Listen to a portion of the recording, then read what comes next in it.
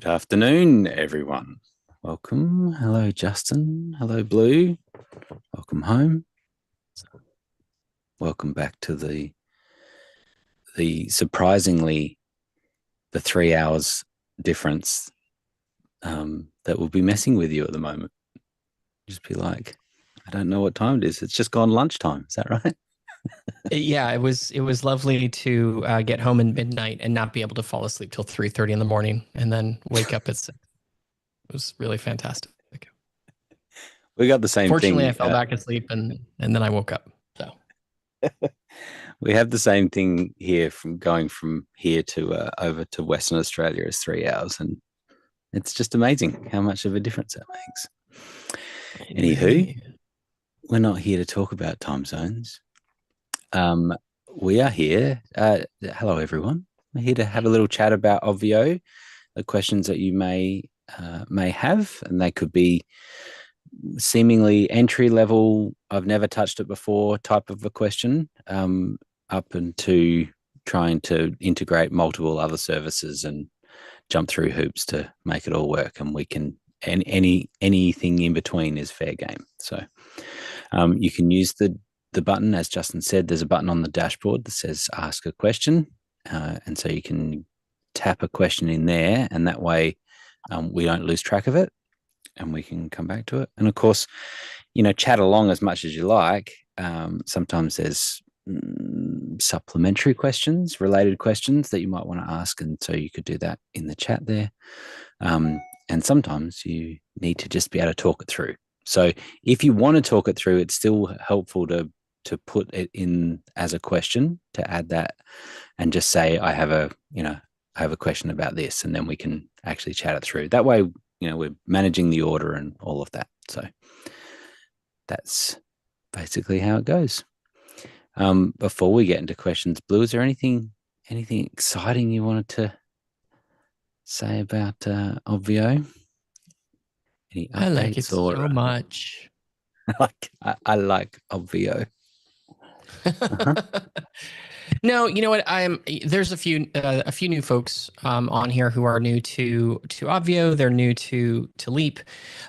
So I'll just say, for you guys, as Grant said, regardless of what your question is, ask it. It may be really, really super simple.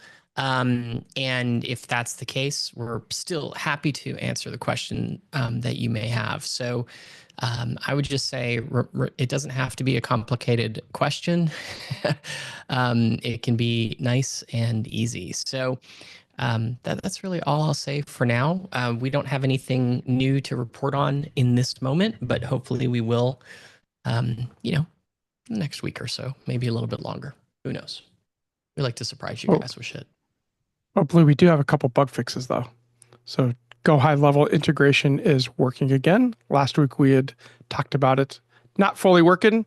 And so that is back to working. If you had it hooked up, you will want to go and check to make sure that your sync is still turned on for the Go High Level integration. So that one's fixed. And then I know we have some leapers on here. We normally don't talk about Obi, but this week we had some really bad slowness typing in the first 20 questions that we went through on Monday. That has been fixed, so there should be no slowness as you're typing in your right fit client questions. Hey Justin, on the Go High Level, I've been on here a while. Do you just need to refresh it or okay? If you have an event that is still active, if you go Yeah, it under is. the services, click on Go High Level, at the very top there's a button that says Sync Attendees. You just need to toggle that to on and click the save button. I just retoggle And it because it's been on. yep, You just think, yep. okay, just like a Yeah, with the refresh. fix, Okay. unfortunately, it turned everybody's off. Oh, God, So I you just have haven't to been in return it back on and then it'll start syncing again. it. Okay, cool. You're welcome.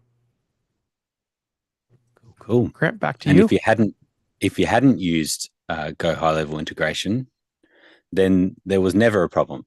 It was always working fine. All right. Grant, there's two of you on here, right? You double dip. Are you doubling I, yourself? I am. It's a new AI version of me. It's a Oh, a God. robot. Yeah. And I'll let you guess whether I'm the real one or the fake one. You have to work that Yeah, out. keep talking. We'll let you know. You'll see. Yeah. All right. Just going to check on some questions here. All right. We've got a few. It's good. Okay. Marla. Hey, Marla. Nice to see you. Hosting an upcoming masterclass and having a hard time with Obvio and Go High Level integration for the attendees. I've done it in the past, but it's been a while. Would love some support with this. Thank you. Yeah. So, yeah. Would you like to share or something and we step through a little or? Oops, I just need permission. Oh, there you go. Look at us locking it down. Yeah, there you And go. I'm wondering if this is an issue with the sync, but maybe not. Okay. Okay. So I will just say with the screen sharing, we had, because a couple of things. We live streamed to YouTube to make it super easy for people to access the recordings after each week. And it posts to the dashboard so you can come back and you can see it. But I'm just flagging that we've had a couple of times now that, of course, YouTube gets very clever. And if it's seeing a bunch of email addresses listed on the screen share, then it removes the video, the recording. So there's two things. I mean, I think we should be privacy conscious anyway, right? And then secondly, that YouTube is picking it up and removing it, saying that it's a breach of privacy. So I flagged that just to say that if we're going into some screens where we're seeing a bunch of email addresses, to somehow think about how we do that. So you can pause the screen share. If I hit pause and I can see it, but you can't. Yeah, that's right. Yeah, you can pause it before. Anyway, I don't know what Blue thinks about this, about the best way to manage it, but it is something that we need to be conscious of. So, and Justin, it's something we could think about, a toggle or something that hides all the email addresses or something too, for this purpose as we're sharing around. Even if we were completely private, I don't think it's good practice for us to be sharing screens of email addresses. So, so I'm just saying that. Yeah. It looks on here like I'm connected. I'm not sure what Justin was talking about with the toggle. Would it be in this particular screen? Because it looks linked. You want to talk Click it through, on the Justin? logo. Okay. Just click on the high level logo. No, on the high level logo. Yeah, That's my what he's sync is talking not about. letting me. My sync is not letting me sync over. So might this may have just solved my issue just clicking on the toggle? Yeah, possibly. That's part one. Let's see what else. Let's just scroll down, make sure everything else looks like it's right. Yeah. And then hit save. Yeah. That shouldn't matter all that much. Okay. So you're not tagging people when they check in?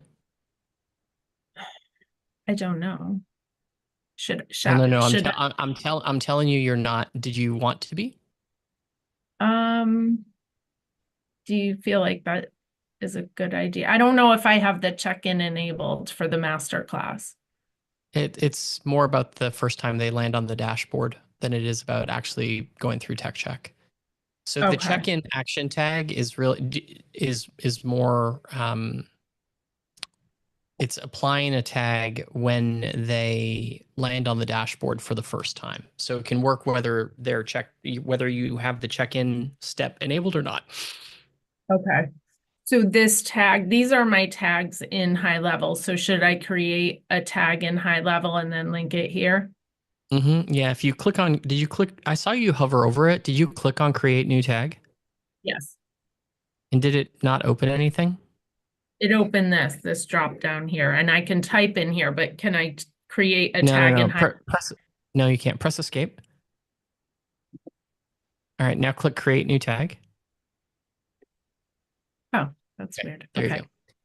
So now, yeah, This is creating the tag in high level. I mean, does that seem like a good, right? Would you use a different naming convention, or that seems fine? And naming conventions are very personal. So Okay. as long as you know what it I'll means, with I don't care what you call it. Okay, cool. All right. And then, And now click save. okay. All right. So in theory, if you go back to attendees, We don't want me to pause the screen share, or it might take 10 minutes. now you probably should pause the screen share. Actually, why don't you go up to event up at the top and go to statistics?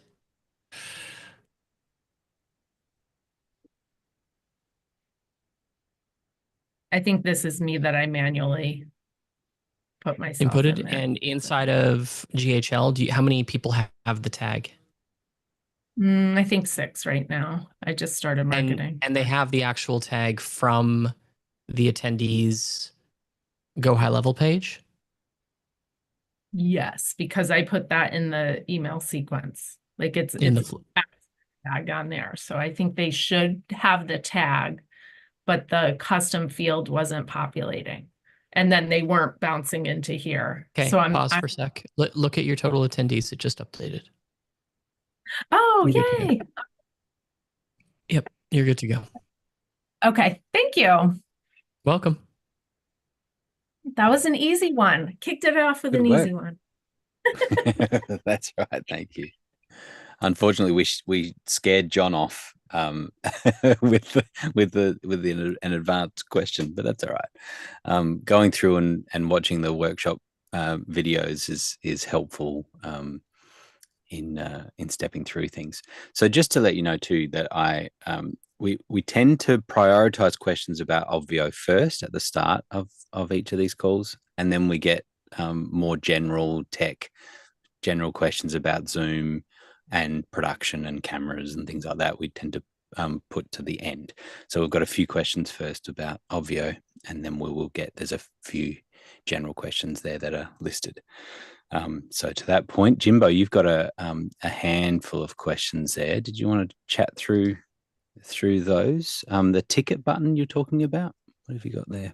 Yeah, so I was trying to set up an event, and I don't know where you add the ticket function, where you can, because from the video that I watched, apparently you can buy a ticket from the page. Okay. Yeah. It's like, so yeah, I can't seem to find that. fair enough. Yeah. So there's sort of different modules in a way, right? And so one of the modules is called Marketplace, and Marketplace is where you sell tickets or you create the sales page or the purchase page, which is sort of a front end, the very first step, if that's the way you want to bring people into Obvio. So the main functionality of Obvio is getting people into the event, to the dashboard, right? Okay. And then into Zoom and going from there, right? So that's the main function. The add-on function, I see Blue squirming because he's going to explain this probably in a better way, but I'll just finish. And that is that there's not better, just faster. Yeah. None taken. I do want the easy way. Like I use Kartra, so now I figured out, oh, there's no integration with Kartra with Obvio because that's under services, not like integrations, right? That's where I would find that if that was available or when it comes available someday. Yep. So yeah, now that I'm thinking it, I would want my sale thing on my Kartra, and then it would connect to Obvio when the event starts. So Obvio wouldn't be involved in that situation until the event starts. Is that correct? So this is where we get to be complicated. So it's not incorrect, but it could be. And the reason I say that, Jimbo, is because as much as we love Obvio, we also love choice. And some of the decisions we've made give people too many choices. So what a lot of people will do, you use Kartra as your email service provider too, right? Like it's your list build tool. Yeah. So You can create tickets. And actually, would you do me a favor? Would you share your screen for a second? I'm curious about something. Careful what you wish for. Yeah. All right. Share your Obvio screen. Okay, so if you go down to Marketplace, just above that, there you go. This is where this is where the tool is to create tickets and actually sell your tickets through Obvio. So Now, then my next question would be, what's the best practice, right? yeah, exactly. No, that's a good question. And it depends. See, here's the thing. Either way, we need to connect Obvio and Kartra for you, right? The two systems need to talk to each other. The reason for that is if you're just using Obvio and you have people who purchase your tickets using the marketplace sales page, which you can absolutely do, when they purchase those tickets, you can communicate with those attendees via communication. You can send emails and SMS messages to those people. But Okay. when the event is over, you want to continue to interact with them on your list. Right. And that lives in Kartra. So if you set up your tickets to be sold on Obvio, no problem. We then just need to do something, and it's probably it doesn't matter which way we go. This is going to involve Zapier, okay? Because you're right. Awesome. So we don't have native integration with Kartra. You are correct on that. And where you looked is also accurate. As a result of that, you're going to need to use Zapier in one direction or the other, right? Okay. You can use I don't think there's a bad practice. There's no wrong answer here. You can do it one of two ways. Both ways are perfectly fine. Way number one is set up your sales page and your order form on Kartra. And then when you sell a ticket, create a Zap that is triggered by the sale of that product in Kartra. And the first action in the Zap is to create an Obvio attendee inside of your event. And we do have a native Obvio application in Zapier. So, we connect natively with that tool. Now, if you do it the other way, it's also no problem, except you're going to sell your ticket on an Obvio sales page. And then when you create a new attendee, you're going to want to create a Zap that says, hey, when a new Obvio attendee is created, add that attendee into my Kartra account as a contact for future communication. So one way or the other, you're going to need the connection point. And it doesn't matter to me which. And I don't think there's a wrong answer here, Right. Jimbo. It's just a matter of what you're most comfortable with. So then how does Zoom get tied with Obvio? Like I have a Zoom account. Do I still need that Zoom account? You don't need that Zoom account for your events. Right. Okay. Okay. Like I will tell you, I have a Zoom account that is for just my day-to-day meetings. That is completely independent of Obvio. So I still have a Zoom account. I'm going to keep mine then. Great. That answers the question. And most people do. Like somebody asked me the other day, I've got a Zoom events account. Do I still need that if I'm using Obvio? No, you don't need that. Right? Okay. Or I'm going to host my webinar on Obvio. Do I still need my Zoom webinar account? No, you don't. Right? So in that case, you don't. Now, how you use Zoom for your live events is go down to Zoom areas down at the bottom of the left. Yep. And click new area. And let's just say you're going to create a main stage, right? Like you're going to create where your attendees go and where you teach. Just call it stage or main stage or whatever you want. So Jimbo's stage. Perfect. And then click create. And click Don't what? worry, Create. Just click create. For the most part, I would say when there's checkboxes like the ones you just saw, just use the default. Okay. It's what, like I will tell you, it is really rare for me as probably our most, let's just say prolific user to ever change the default settings. That's not to say that you shouldn't from time to time, but you don't really need to. So now you've got a Zoom area. You've got one room inside a main stage. And if you wanted to jump into that room, you would go down to the bottom where it says open rooms. You'd toggle the open and you'd click start. Open area? That's the area that is more for to let attendees in. But if to get you started, you click on open room. You see the toggle down at the bottom where, yep, there you go, that one. Now, when you do that, you're going to have the ability to start the meeting.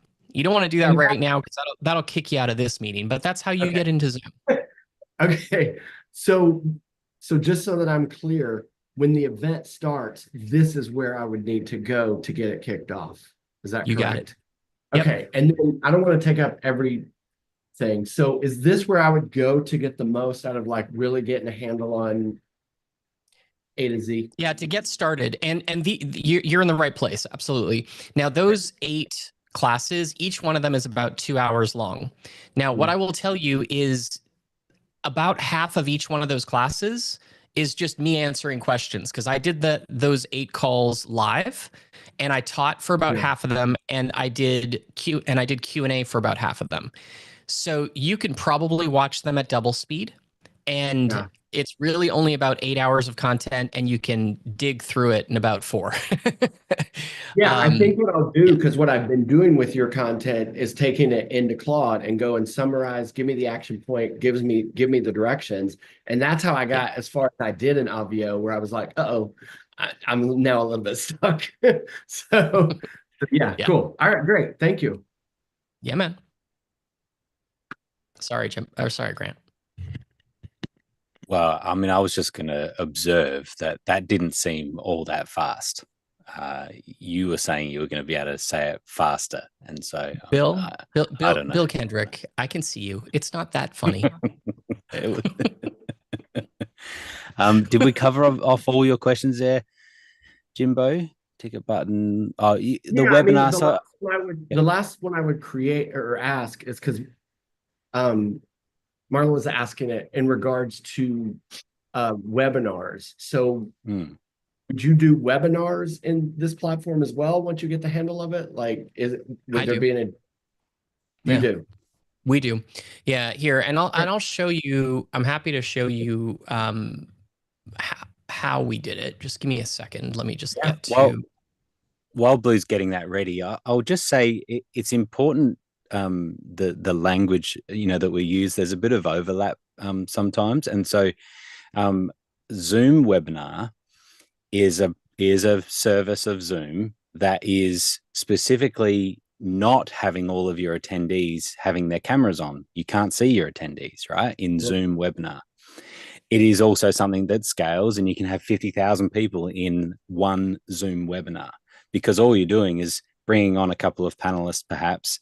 They're the only people that can be seen. All of your attendees cannot be seen. So that's a Zoom webinar. Of course, we use the term generically as we're doing a webinar, which is a couple of hours event, as often the first sort of event that you're doing and building the community. So we still use the term generically as we're going to run a webinar on Obvio, but just technically it's using Zoom meeting still because we have doubled down on always using Zoom meeting because we want to see people's faces. We want to see people's reactions. Yeah, I use Zoom meeting through Kartra is how I do mine now. So. Gotcha. Yeah. Okay, so here is, wait, no, not that one. Where is that meeting? Oh, I think it's this one here. Okay, so I think you're seeing my screen. Now, this is the webinar, the free training. Actually, Jimbo, the one that we shot in our kitchen. This is how we deliver this particular training. So we have inside of check-in, I have everything turned off, right? So password, waiver, and the tech check. It's all very simple. I have it turned off. On the main event settings, I have allow email only login. So I keep it as easy to get in as humanly possible. And then my dashboard design is also pretty simple. So I chose, I believe this is the town hall template. I have a background image of Barry. I have a join the training now, and I have a register for the virtual event on virtual events. And then if you go down, I have just this one thing that is like extend your training beyond 60 minutes. Come to the event. And that's all that's on my dashboard. There's no speaker page. There's nothing else. This is what it looks like. Right. So it's super simple. But I just like it as a place to go to and a way to give people a call to action. And, for me, I kind of say if we're doing something inside of Zoom for more than one person, I usually try to do it inside of Obvio because I think Obvio is a great place to host events, but it's also a great place to host anything where more than a few people gather on Zoom, just because it gives you that extra touch point of the dashboard. Okay. So, yeah. Okay. Thank you. Yeah, man. Great. Okay, Mary. I'm not able to update my event end date on the existing event. The error message is this slug has already been taken. Must have a little duplicate or something there, maybe. Are you able to share, Mary? And then I can look as well.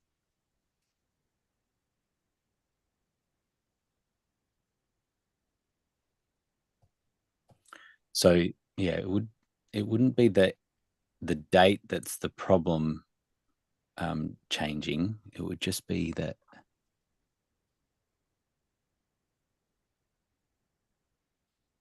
Okay. So did you have a unique URL that you had in there before? Was there a particular name you wanted for that?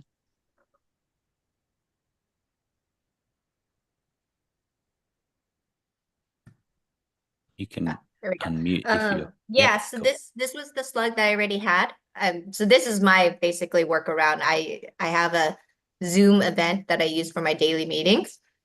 Okay. And I called it Zoom Obvio. So a couple of my other events, I was able to update the date because I just put it out for 1 year. And I realized I'm just going to push it out really, really far out. So I don't have to worry about the room shutting down.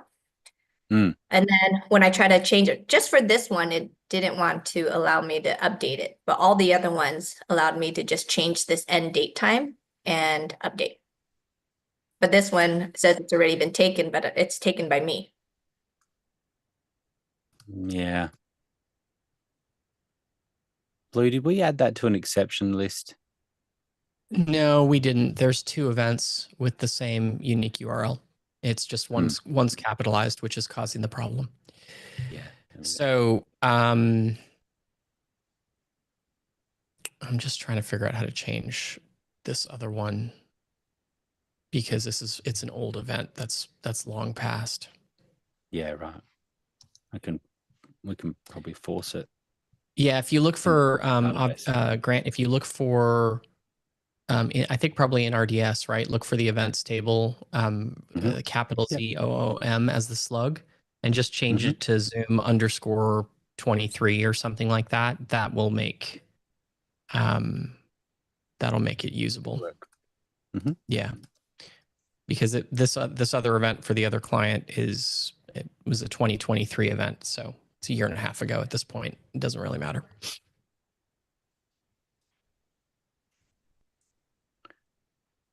Great. Also, you were saying that if I check the turn on the toggle where it says allow email only login, does that mean if I check this on, they don't have to have I don't have to register them as an attendee? Like they can just No, it means if they go to the login page, they won't need a password. They just have to have they can just enter their email address. The system does check to make sure that the email address exists in the attendee list. Okay. So it still double checks. And if they have their magic link, it still bypasses this and it goes. 100%. Yeah, just makes life a tiny bit easier. Okay. Oh, I was going to say for Jimbo, for the webinar dashboard that we use, we also give people we also enable the sign up feature for that particular free event. So if somebody lands on the login page, they can still sign up for free. without having to jump through hoops. All right. You're already Perfect. fixed. Did you Yep. fix that already? Okay, cool. Yep. Thanks. Thank you. You're Awesome. welcome. Okay.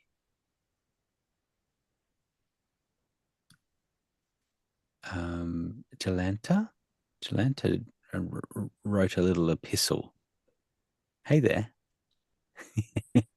Shall I read it, or do you want to just talk it out? Yeah, sure. I can talk about it. So Okay, great. basically, I'm super excited. We are going to have me and my business partner. We're having our first live event inside Obvio. We are kicking off with onboarding sessions tomorrow. So basically, we have a VIP onboarding session tomorrow, and then we have a general admission one on Saturday. We're going to do like a welcome party on Sunday night, and then Monday is our live big day. And so I just have some questions to make sure we kind of have our ducks in a row. Because I've been watching the onboarding videos, consuming everything and applying, and I'm really grateful that the platform is super easy. First thing I figure is an easy one to get out of the way is I'm wondering how come on a blog post I have copy a link that links out to a YouTube playlist and an image when I'm in preview and you try to, let's say, if you just happen to hover your mouse over it, like, and you press click, it opens the image to the screen rather than not doing, like it shouldn't. If you click on the copy, it shouldn't do that. It shouldn't cover the copy. So I'm just wondering if you know of a quick fix, and I can also share my screen if that helps. Yeah, share your screen. Let's have a little Actually, look at let it. me if it's okay, let me share the What? screen. Is this the Yes. Okay. Okay. So which one are you referring to when I click preview? Which The blog post with everybody's pictures at the bottom.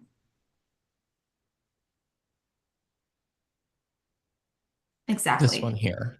Mm-hmm. Okay. And what you have is you're wondering why it does that? No, well, on the copy, it's like, yeah, I assume I'd rather it not do that at all. Yeah, I understand that. Okay. And then this one here is this is the link to the playlist. Exactly. And is that doing what you want it to do, or is that not doing Yeah. what it you But you could see when we clicked on that, it opened the image as well when you got back to the I did. dashboard. I'm just going to add myself as an attendee. Please.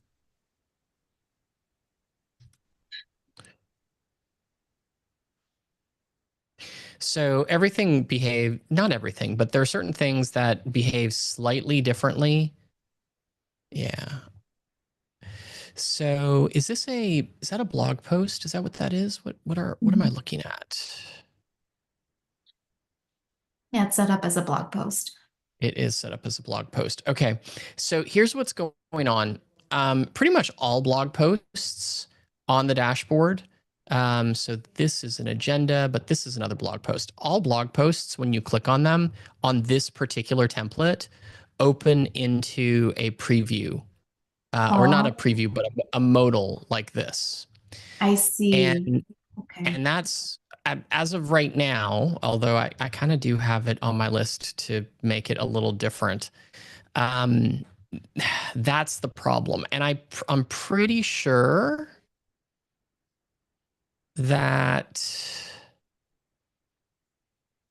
oh, I see what you've done. Yeah, because I forgot that blog posts on this particular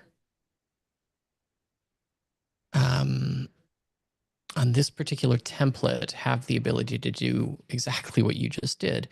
So what you may want to do you mind if I try something? I don't mind.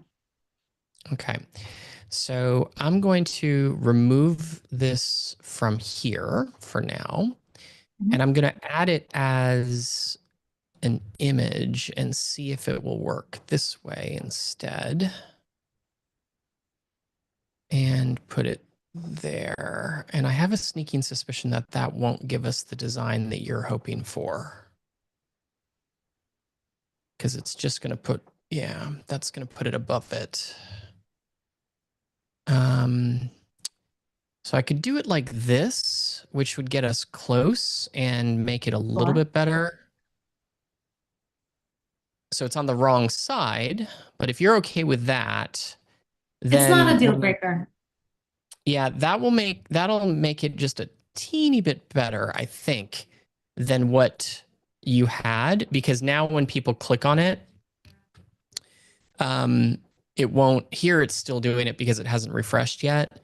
But by putting it there, it'll bypass that piece. And now when you click on it, it's actually taking them to the YouTube page, which I think is probably a better result.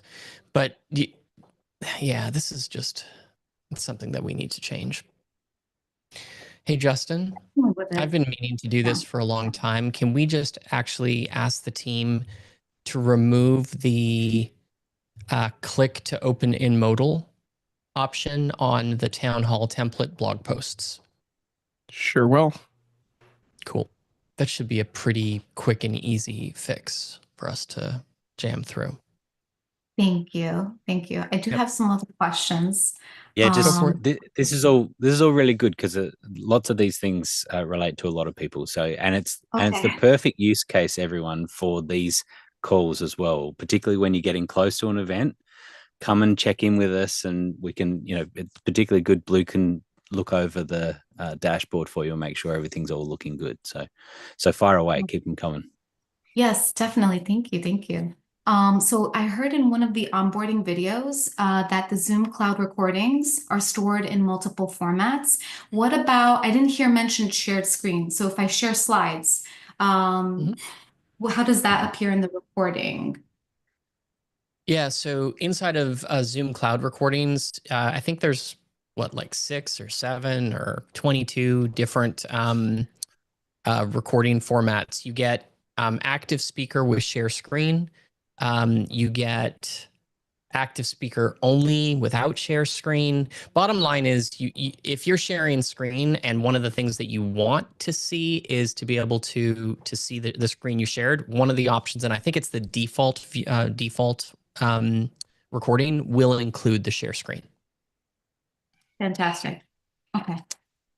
All right. Now, question about team roles. So there's 2 of us working on this dashboard. And I'm wondering, we're going to be both in the same physical location during the live sessions, but should we have like separate roles in Obvio so that we can both be on separate computer devices inside the Zoom room? I would have separate roles inside of Obvio rather than just sharing your login.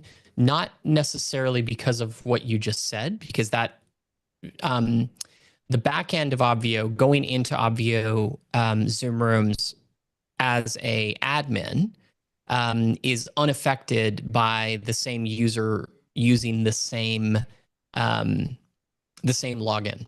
So as an example, Monday, Barry and I did a mastery day for Leap. And I had, if anybody actually went and looked at the participant pane in that particular call, there were like 8 Blue Melniks in that particular call. And that's because I was using, and that's way too many. Yeah, listen, one is too many. So having 8 Blue Melniks is definitely too many. But essentially what I had done is we had one computer that was where the main communication was happening. We had another computer that was where we were seeing the chat, and that was logged in as me. We had another computer that was showing, page 1 of a gallery view. We had another computer that was showing page 2 of a gallery view, and so on and so on and so on. So we just had like a bunch of computers that were all logged in as me with my username, and it was the same account. So you can do that. It's not a big deal.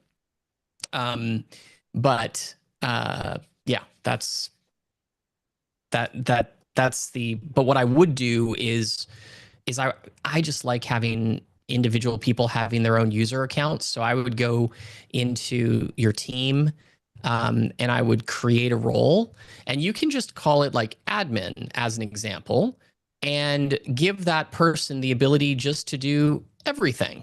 Okay. And I think like let's just say that's what you wanted to do because you guys are business partners and so on and so forth. So great, do it like that.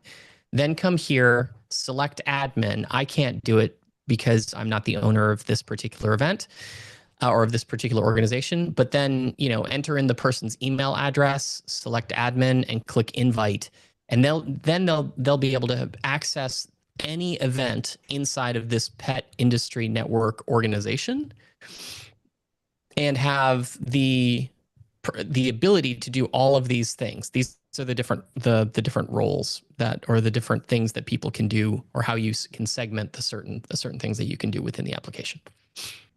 That's awesome. I would give them that.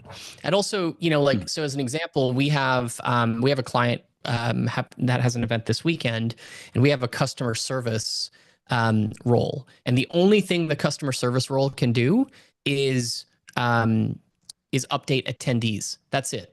They can't do anything else. They can't update the dashboard. They can't load Zoom rooms. All we wanted them to be able to do is easily look up attendees and see if they exist, and then be able to copy the login URL so they can answer their customer service requests nice and quickly.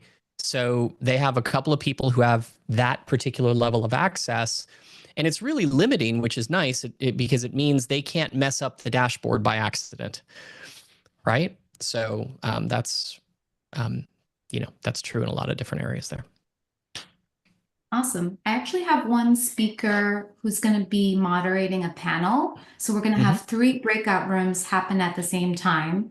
And I'm thinking, obviously, it would be helpful if he had the capability to unmute people, but I wasn't sure if that's something I toggle inside Zoom, or I need to create a role within Obvio where he's going to have that Zoom functionality. So now it becomes what's easiest to actually do in the moment. In that particular case, I would probably, once you get into Zoom, just make them a co-host, because inside of Zoom, that'll be the fastest, easiest way to do it. Otherwise, especially for speakers who are moderating, you can set them up with the role where they have the ability to start rooms, which would give them the ability to log into Obvio, go to the stage, go to the room, click start or join, and go in as a co-host automatically. But now you're asking a speaker to learn a new platform, and they tend to not follow instructions very well to begin with. So I would skip that, and I would just make them a co-host inside of Zoom once they show up. Okay, that's awesome. Okay. Cool. Checking away at this list almost through kind of ish. I heard in the onboarding videos about SMS capabilities being in the pipeline. I'm only halfway through the onboarding videos. So do you have that inside Obvio where we could text our attendees for like a pay per text plan? There is, yes. Let me just take a quick look at your account and make sure. I don't remember if broadcasts are behind a feature flag still. I think they may be. I think they are. But anyway, just in case. So here's how you do it without me sharing screen, which is incredibly not useful. So give me a moment to share my screen. All right, so I'm going to go back to your events. I'm going to go into the Growth Summit, and I'm going to go into, let's just refresh and see if communication. Okay. Oh, okay.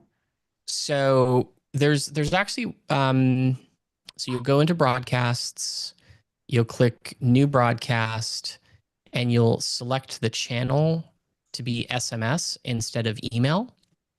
And now you'll be able to name the broadcast, right? So this is just an internal name, like what do you want to call it, when you want it to be sent, who you want it to go to, so just all users, and then you can customize it, right? So you can be like, first name, great to have you at our event.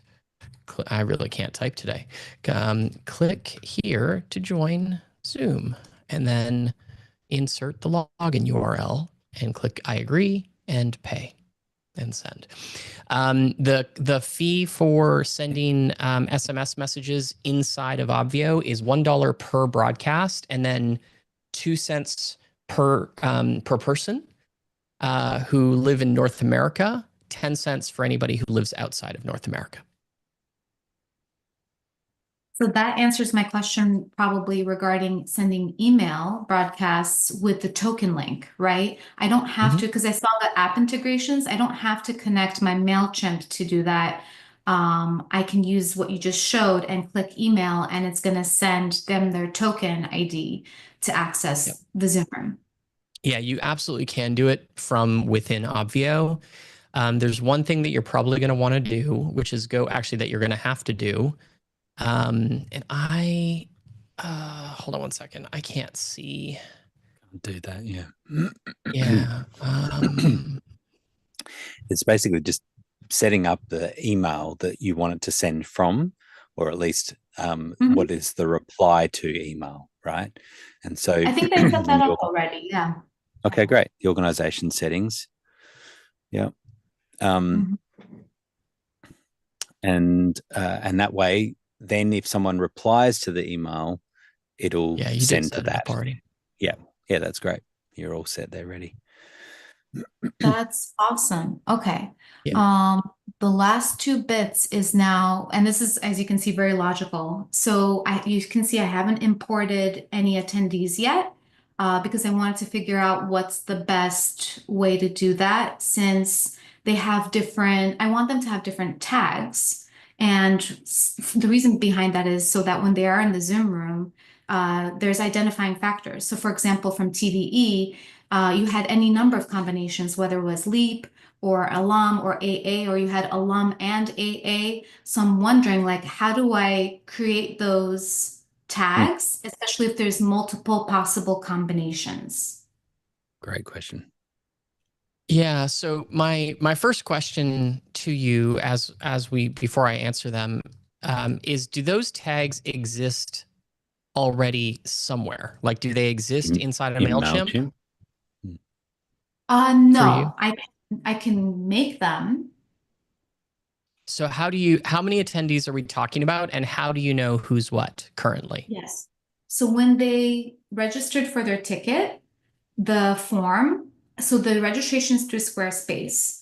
And because it's a free registration and then there's a paid VIP ticket, the free registration I had to integrate through MailChimp because, not a product.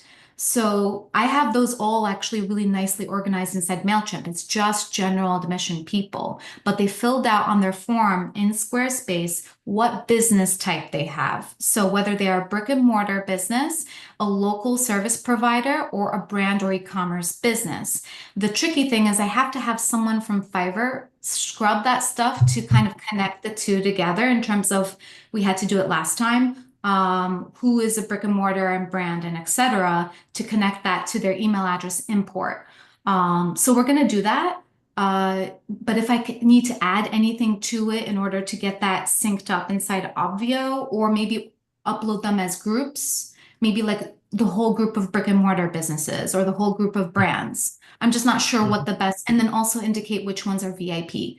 Obviously, we have much less VIPs. We have currently 278 general admission and 36 VIPs. And by the end of this weekend, like when we're ready to start, I assume we're going to have somewhere between 400 and 500 total people. So we're dealing with quite a bit of volume. Yeah. So, and do you have so you said you have your general admission people in, MailChimp. In MailChimp. Where are your VIPs? Are they also in MailChimp? They're in Squarespace, but there's so much less VIPs that like manually doing something to add whatever into a CSV wouldn't be too difficult, because we won't have probably more than 100 VIPs. I understand. And are you, I'm just going to ask a couple more clarifying questions as I try and think of what I think is the fastest, easiest way to do this. So is the one question is the only purpose for bringing this information in so that you can add it to their names so that when you're talking to them, you know who you're talking to? Is that the main purpose behind it? Actually, the main purpose is so that when we do the breakout rooms, we're going to have breakout rooms by business type so that we can easily send off the brick and mortar, the brands, and the local service providers, because in those breakout rooms, it's going to be hyper-focused on their niche. Got it. And for do you have somebody who is manually assigning people to breakout rooms in that case? Okay, great. So here's what I would do in this particular case. You could, I suppose, export each of those lists from Squarespace and import them as individual CSV files into Obvio. But to me, it's not the wrong way to do it, but I probably wouldn't do it that way. What I would more likely do is I would add a waiver step to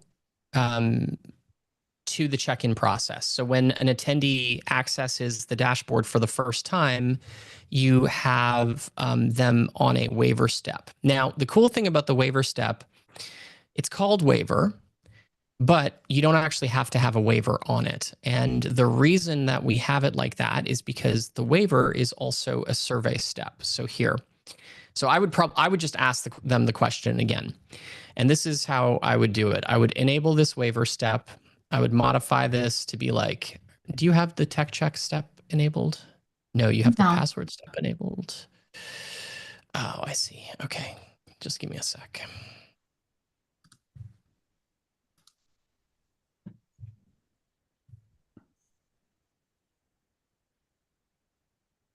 Okay.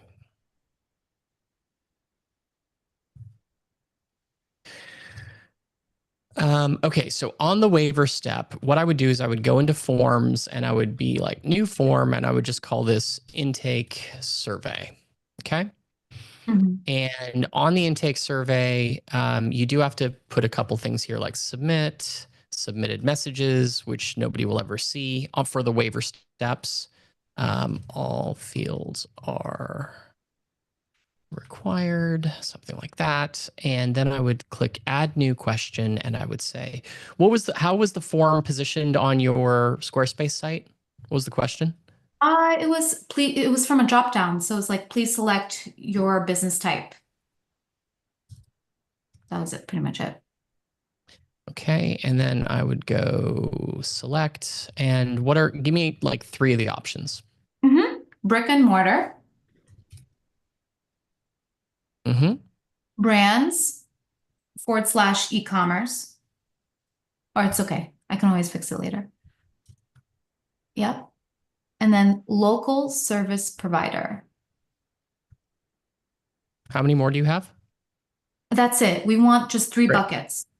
Great. Okay. So now I'm going to go ahead and click save and save this form. And now what I'm going to do is I'm going to go to the waiver step.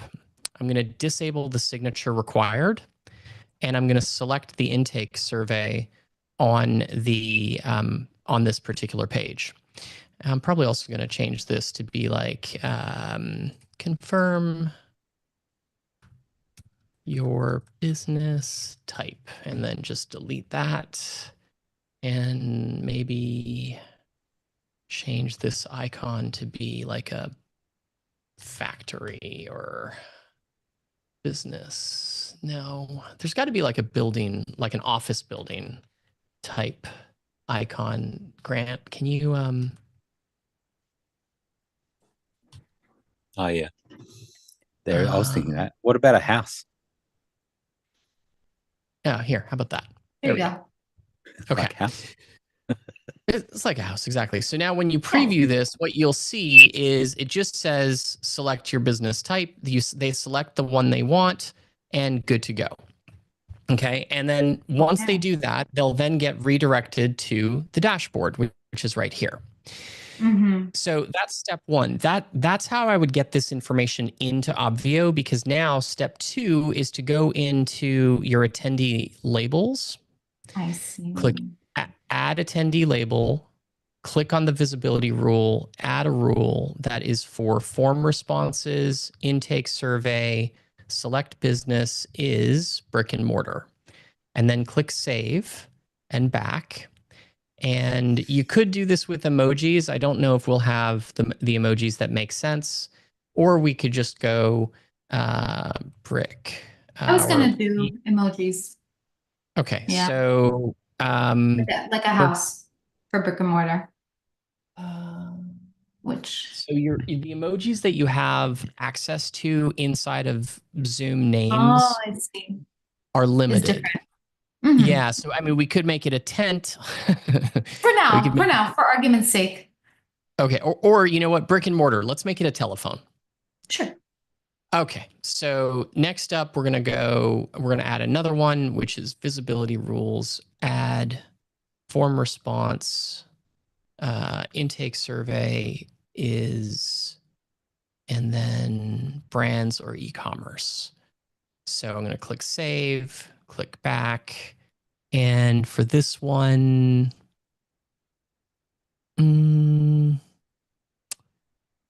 brands or e-commerce. Put a star or something. Yeah. Okay. Perfect. And then click add, and then add another one. Again, same process. Visibility rules, form, intake survey is local service provider. And now, again, kind of the same thing. Pick one that makes sense for you. I wish you had pets. It's, at the pet conference. For now, you can put the clock because I can go back in and change this, right? Yeah, totally. All right. So I'll put the stopwatch one here. Whatever. And then click add attendee label. So now inside of Zoom, when they get into Zoom, based on the form that they fill out, because that step is a required step in order to get to the dashboard, it will add the telephone, the star, or the stopwatch based on whether or not they're a local service provider, brands or e-commerce, or brick and mortar. And that's how I would do it. And then that way, to bring your attendees in, you just have to bring in one single big attendee list rather than having to bring in 3 different ones plus your VIPs, which would also have to be different. Right. So in this case, I can just, in the upload, mark one of them as VIP. So that way it will add VIP to their Zoom name. Yeah. Okay. So now you're getting really fun and exciting. All right. And this is the part that is unfortunate or fortunate, depending on how you look at it. And I have another client who does the exact same thing you're talking about. So what you're going to have to do is you're actually going to need 2, right? So you're going to come back in here and you're going to go, let's say you bring it VIP in as a tag, okay, which is the 5th column across. So if you bring in VIP as a tag for anybody who's a VIP, you're going to actually have to do 2 different rules. So form response, intake survey, please select your business type, brick and mortar. And it includes both. So they're VIP and they're brick and mortar. Then we give them VIP with the phone. Okay. And then you click add attendee label. And I'm going to bring this up to the top because we want that above the emoji, or sorry, above the phone only, right? So if they're a VIP, it'll give, it'll say VIP, and then at the end of it, it'll also add the emoji. And here in this case, I'm actually going to copy this, which will make my life just a tiny bit easier. I'm going to go in and modify this and type in VIP. And then go here. Please select your business type, brands, e-commerce is already present. I just need to add the tags include VIP rule. And then go ahead and click back and update. And then I need to drag that up above as well. And then same thing here. We're just going to copy this guy. Add visibility rules, tags includes VIP. Click update, add the text VIP, click update, and now bring that up. So how you can only ever add one label to an attendee, and it works in priority level. So if you had this at the top, as we first did, anybody who was a VIP and brick and mortar would only ever get the brick and mortar label because this was positive, right? So what the system does when they first join Zoom is it checks number 1, if true, great, done. If false, then it checks number 2. If false, then it checks number 3, etc. So from a priority perspective, you want your VIP stuff up at the top because those are the ones that need to include VIP, and then your non-VIPs down below. And that way it'll have everything in it. Brilliant. Awesome. I think Cool. the only thing I need to do now is start a Zoom room, which is I heard all those 4 checks on the onboarding videos that Obvio will do, but there's a way to be inside the Zoom room before you open the floodgates. So I wasn't just exactly 100% clear on how to do that. Yeah, no problem. Once So it's when time to you're start. launching Zoom, there is you go to your Zoom areas, you go to your main stage, and open area is for attendees. Open room is for you. So what you do if you want to launch Zoom and get yourself all set up and then let your attendees in afterwards, you leave the area toggle closed or to the left. You open up the Zoom room by clicking that and then click start. That'll open up Zoom with you as the host. You go through, make all your settings, be ready to go. And when you're ready to go, open up the area and that will open it up to attendees. Awesome. I'm excited. Thank you so much for answering all of my questions. And I hope that other people in the room found this helpful too. Thank you guys for your patience. No worries. I'm Can I ask just a really quick question? Yeah. Do you have 2 computers that you're going to be running Zoom on with you, with your audio and video fed into both? I have multiple computers, so I was going to work through that setup. But to answer your question, probably one. Okay. So the only But thing that have I see another screen open, right? Like logged in. the only thing that I see as a potential problem or that that is a potential complication is you have joined the main stage and joined the VIP room. Now, is the VIP room does the VIP room ever happen at the same time as the main stage? No. Or, okay, so it's kind of like how we did at the virtual event on virtual events where they're on the main stage. And then when it comes time to do something VIP, you shut that down and you go into the other room. Exactly. Great. Then you're good to go. Do you think that they shouldn't be visible on the dashboard at the same time? Or I don't think it matters. So no, I actually think it's totally fine. But one of the things that I probably would do is I would go into Zoom areas, I would go into the VIP zone, and I would modify the offline text.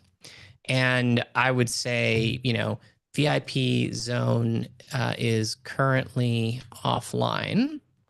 And then I would put some text in here like the VIP zone is exclusively for, wow, you're going to have to double check this. Exclusively for VIP sessions, VIP only sessions. It will be open on at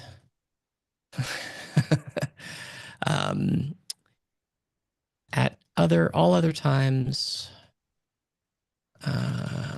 Use the main stage button to access the event, right? So when they click on that, and you're going to want to modify that to be like, it'll be open on Friday at 1 p.m. or whatever.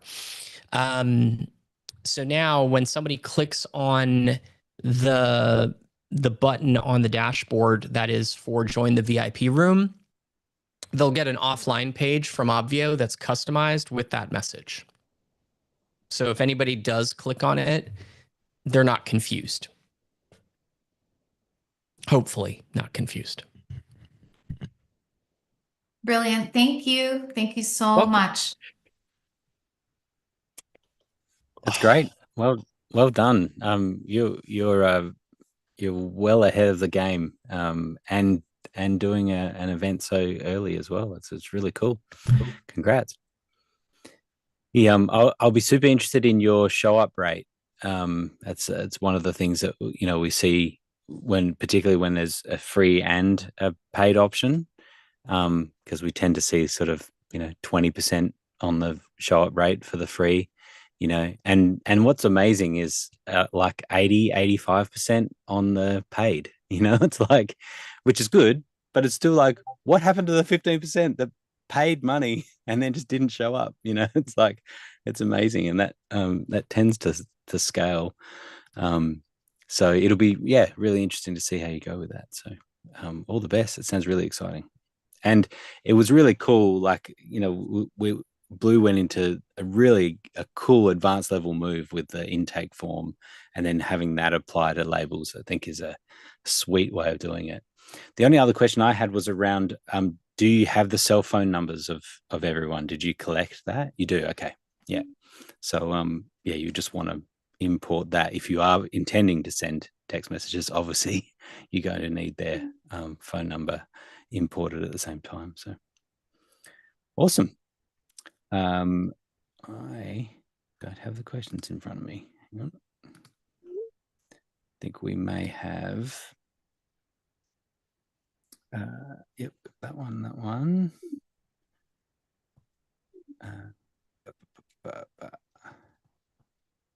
Mary is saying, how do I set up guest speakers to access my event before I open the room for the rest of the guests, and if I wanted to chat with them privately during the break, but not have the participants here, how can I do that? Yeah. It's a great question. I was thinking of that before when we're talking about speakers. So first, I'll just say about some of the words that we tend to use that we had to learn the hard way about terms that we use so that we all know what we're talking about. So we think of a user, an Obvio user, as someone is logged into the admin, right, into the back end of Obvio. We think of attendees as attendees. They're just logging in from the front, from the dashboard, and going in. And then speakers, we often talk about speakers. How are we getting our speakers in? And one way that we can use is via we call it a registration link. I'd love to change that name, by the way. But I'll show you here. Now, what this does is you can give a link for your speakers to come directly to the Zoom meeting that you want them to come in, and they bypass the dashboard. They don't have to see the dashboard. They can come straight into the Zoom meeting, and it will allow them to enter before they've even before you've got the area opened. So we were talking about that. So when we come to our Zoom areas, and then if we I'll just look at this test area. So at the moment, the area is closed, which means that any attendee that hits the button on the dashboard is going to go to the offline message that you set here, right? And so that might say, our doors open at 9 a.m. or whatever you want to say. What can happen, though, is that you can open the room, start the room, so you've got the Zoom meeting going, and attendees can't enter. Then you will go, this is a little trick here, is that you need to click on this button here for the Zoom meeting itself. The Zoom area is a collection of Zoom meetings, and this is often you only have one Zoom meeting in the area, but we're going to click on that number 1. That's going to take me to the actual Zoom meeting. And now you're going to have this little toggle here that's registration enabled. This is the link that you would send to your speaker, registration enable. Remember, you can come back and watch this video after if you need to. And so if I look at what that does, it's simply first name, last name, email, and join the Zoom meeting. It's going to take them straight into the Zoom meeting. And if you're there, you're able to talk to them freely without any of your attendees entering, right? And so you could do a quick test of their slides, for example, and that sort of stuff. And so that's how you can get them in. And then once you're happy, when you're looking at the Zoom area, once you're happy that you're ready, like a half an hour before your show starts, you could toggle that open area, and now your attendees will come in and your speakers all happy and settled. So you want to plan that time out well, to have them come early enough to do a little check. Now, often we do this with speakers where we'll say, actually, could you come an hour before the show starts? We're just going to do a quick tech check with you, talk about any questions we have, and then you can just turn your microphone off and video off and go off and do whatever you want to do. But at least we know that you're all in Zoom and it's all ready to go. So that's the type of stuff that we do. So Does my that make other sense? question, yes, Yeah. so that part's crystal clear. And Right. what about once the event started, right? So like on day 2 of the live virtual event, and it's going all day. And then there's the break before the panelists go on. Yep. So I want to be able to chat with them, but then everybody's on break, so they haven't logged out of Zoom. So Sure. how do I talk to the speakers privately? 100%. So the way to do that would be to use a breakout room, right? And so, so you may still use that same link with people coming in. I'm just going to show you like this. And so what you can totally do is you can create one breakout room, right? And you could assign the people to it. So you or your team member or whoever. And so if I said, I want to put both Blue and Justin in a room, and then I'm going to check here. I'm going to say, often we don't do this, allow participants to return to the main session. So these are just some things, but automatically move them to the breakout rooms and automatically move when the ends. And I'm also going to turn off any countdown, right? And so as soon as I open those, Blue and Justin will disappear. We can talk about them. Right. And so now they've gone into a room, and that room is opaque to everyone else. They can't see it. No one knows that breakout room's happening. Only hosts can see that. And then once we close the room, they come back. So what would they, if I'm the yep. host, and then I go into a breakout room, what are they gonna see? Just gallery mode, or is it just gonna look like this for them? That's or do I disappear? Yeah. Right. Depends on if you have a separate computer that you're using that's sending it in. It's just you. Yeah. Yeah, well, just me, laptop. So you can have a think about that. Ideally, you have you could do it from your phone, right? You could connect from your phone. And then from your host account, you put your phone and the speaker in a breakout room, and now nothing's changing in the main meeting. You're talking to the speaker, you've got them all happy, and then you close the breakout room and you come back. So that's a way of doing it. Okay. Yeah. And then if I go through the registration enabled link, do they actually have access to any of the controls, or is it just give them access to the Zoom? No, yeah, they are just an attendee in the Zoom meeting. If you want them to have controls, then as the host, you can make them a co-host. Not controls to the Zoom, but say I wanted a crew to help me turn on buttons in my dashboard, like, hey, here's the offer, now turn it on, things like that. So access to Obvio behind the scenes. Okay, stuff. so distinct from your speakers, right? Your speaker, you just want them to go into Zoom and not touch any buttons, right? Your team, if you want them to have access and need to be able to change things in Obvio, then you would set them up as a user, and the roles that we were talking about before. You're setting up a role, choosing the specific things that you would like them to be able to do. Some of them might be admin and you give them access to everything. Some of them might be, as Blue said, there's a customer service role that's only edit the attendee details, and that's it, right? They can't change the dashboard or Zoom rooms or anything. They can just, make changes. So you can have granular control about what each person has, and you create the role, and then you assign that to one or many people in your team, and then you step them through getting into Obvio. The advantage also sometimes having team access to be able to start rooms is that all of you will join the meeting as the first person is a host, and then the rest are co-hosts, which means that if your team has to drop out at all and go to other Zoom meetings or anything else, every time they come back, they're a co-host.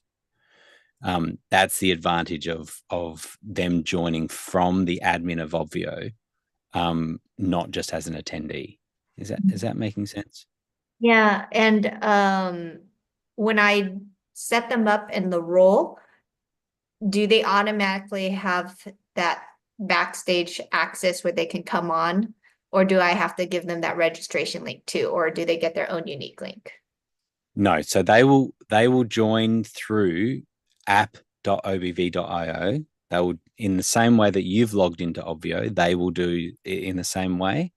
The same way that you've launched Zoom is the same way that they will join it, right? So they will come in. They will come in the same way that you are, which is going to the Zoom areas, clicking start, or when it's already started, it turns to join. But I'll just show you that just so you got it. So they don't need like their own registration link or whatnot because they already No. have the role link. No, that's right. Okay. When we go to Zoom areas, if I go to this event, this is the event we're in right now, you'll see that because it's already started, it now says join. And that's exactly what your team would do.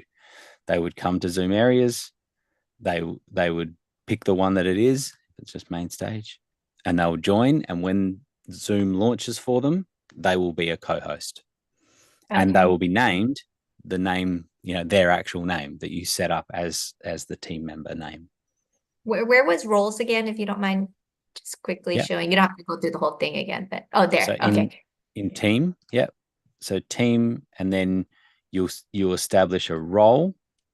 And so you can see we've set up a few different ones as just as an example. Yeah. Admin having access to almost everything. And is that at the organization level, or is that per event? This is at the organization level. That's a good question. So that's one way that we are, what an organization is team, right? So it means that you could have multiple events that the same team is working on. And so they will have the same access to all of those events in that organization. And so on the pro or the LEAP plan that we have, you have 3 organizations.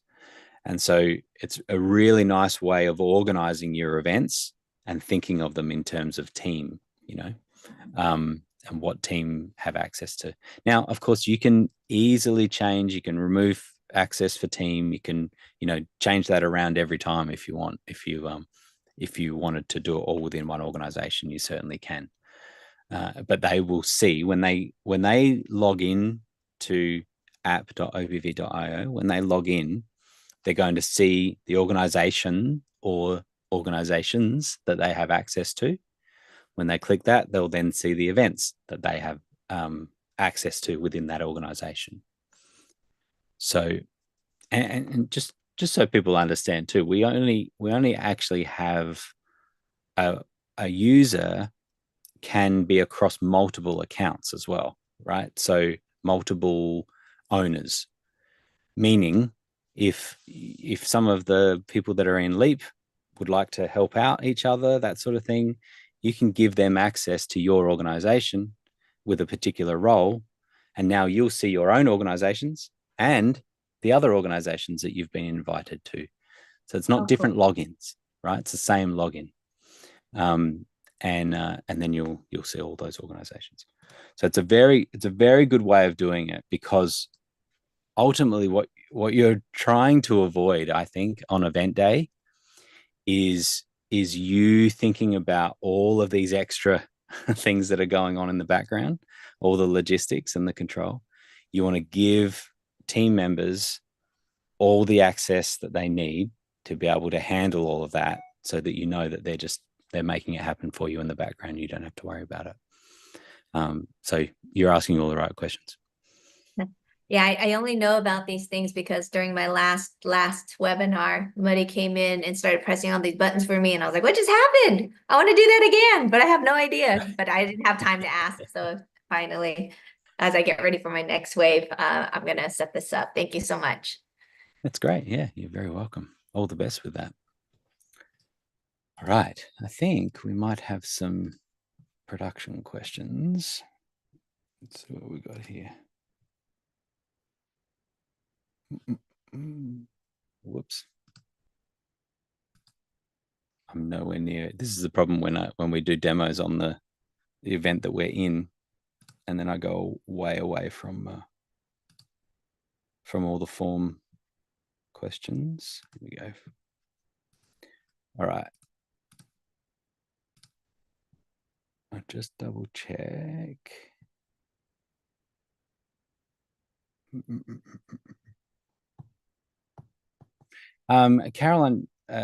Carolyn was asking, Blue, this is a good one for you, whether you prefer us to ask questions about Obi here or Q&A.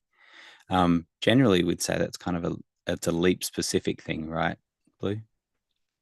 It is, yeah. If we have time at the end of the call, then that's fine. But generally speaking, OB related questions are best served on the open office hours call on Fridays. There we go. You can send me a DM in chat if you think it's an easy one. Okay, let's see here. Understand the start room. So, Delenta, do I, in talking through that last question, did that kind of cover off a little bit about starting the Zoom rooms again, or you're okay with that now? Yeah, sweet. And then,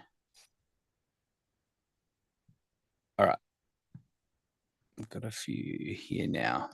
So Mary, you're saying about, is there a way to automatically not allow participants to unmute themselves? Yeah, so that's one of the things in the Zoom meeting controls. So in meeting controls, you are able to, you click on the host tools, and you're going to see all the options that you can choose. And if I'm clever here, I can just put this in the chat for you. So you'll see what it looks like as a host. I've just clicked the host tools button. And so now allow all participants to, and you can say unmute themselves. So on this call, we've got it set that they can, because it's just a small meeting. And believe it or not, we trust you, all you people. We trust you not to unmute and make crazy sounds. I hope you appreciate that trust.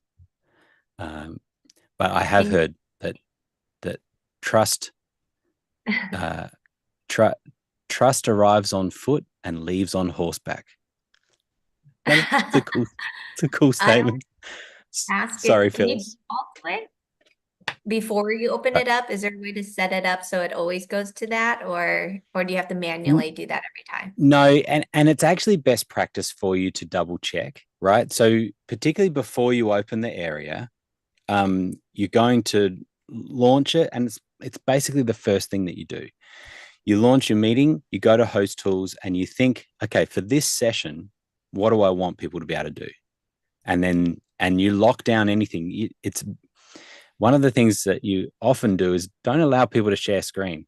It's amazing how many large events we've done where it's actually accidentally been left on, and some random person starts sharing the screen totally accidentally, right? It's like, how did you manage the 4 steps to share your screen to everyone?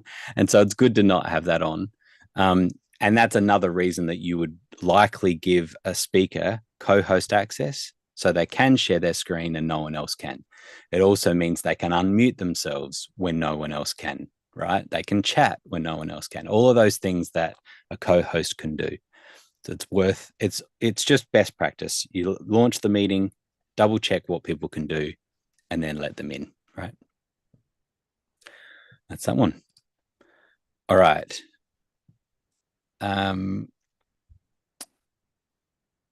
So Terry, I think, may have left, but I'll do it for the purpose of the recording. Is there a way in a live event in Obvio Zoom to do polling? So yes, the little bit of trick with polling in Zoom. Now, let me say first from an Obvio point of view. In Obvio, you can set up a form, which is essentially a poll, and you can create all of that on the dashboard. A couple of advantages to that is that can happen outside of the Zoom meeting. It can happen before the meeting starts or afterwards. And also you can do, if you want to tie that into your point system and leaderboard, that's an extra engagement on the dashboard.